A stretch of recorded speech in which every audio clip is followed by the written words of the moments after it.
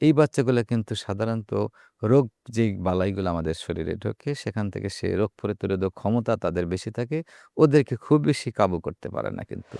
শিশুকে হাম থেকে বাঁচানোর জন্য মা-বাবার আসলে করণীয় কি? শিশুকে হাম থেকে বাঁচানোর জন্য শুধু মা-বাবার করণীয় না, এটা অনেক ফ্যাক্টর রেসপন্সিবল। মা-বাবার যতটুকু করণীয় সেটা হলো সচেতনতা। কোন বয়সে আমার শিশুটাকে হামের ভ্যাকসিন দেব সেটা নির্ধারণ করা, সঠিক সময়ে হামের ভ্যাকসিন দেওয়া আর জনসচেতনতা বৃদ্ধি করাটা সবচেয়ে বেশি ইম্পোর্টেন্ট। আরেকটা সরকারের স্টেক হোল্ডার্সদের যারা ভ্যাকসিন তৈরি করে তাদের এই শিডিউলটা করা যে আমি কখন এই বাচ্চাটাকে হামের ভ্যাকসিন শুরু করব। যেই শিডিউলটা আমাদের দেশে আছে সেটাকে আমরা রিথিঙ্ক করব কিনা? এটা কিন্তু আমাদের সবারই কিন্তু চিন্তা। আর মা-বাবাদের চিন্তা হইলো হাম থেকে যদি আমরা রক্ষা পেতে চাই ভ্যাকসিন মাস্ট।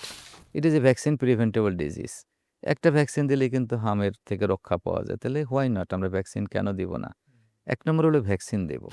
২ নম্বর হলো আমার এই বাচ্চাটাকে মা-বাবাদের উচিত হলো তার পুষ্টির বাড়ানো, তার ভিটামিনের সমৃদ্ধ করা, তার ভিটামিন ডি টা রাখা, প্রচণ্ড এক্সারসাইজ করা, তাকে বাচ্চাকে খেলাধুলার ভেতরে রাখা এবং বাচ্চাকে সানলাইট এক্সপোজার করা। এগুলা খুব বেশি জরুরি আমাদের বাচ্চার মা-বাবাদের এবং প্রচুর পরিমাণে ফলমূল, শাকসবজি, পানি, ইভেন বুকের দুধ। ৬ মাস পর্যন্ত বুকের দুধ খাওয়াতে হবে মাকে অবশ্যই। ৬ মাসের পরে বুকের দুধের পাশাপাশি অন্যান্য ঘরের খাবার খাবে কিন্তু বুকের দুধ খাওয়াবে আপ টু 2 ইয়ার্স।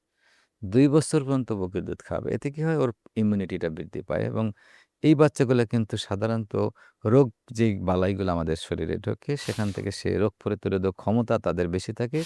ওদেরকে খুব বেশি কাবু করতে পারে না কিন্তু। এই যারা বুকের দুধ পান করে এবং যারা বুকের দুধ খায় না তাদের রিয়েলি একটু ইমিউনিটি প্রবলেম থাকে এবং ওদেরই হামের ভয়াবহতাটা বেশি হয়।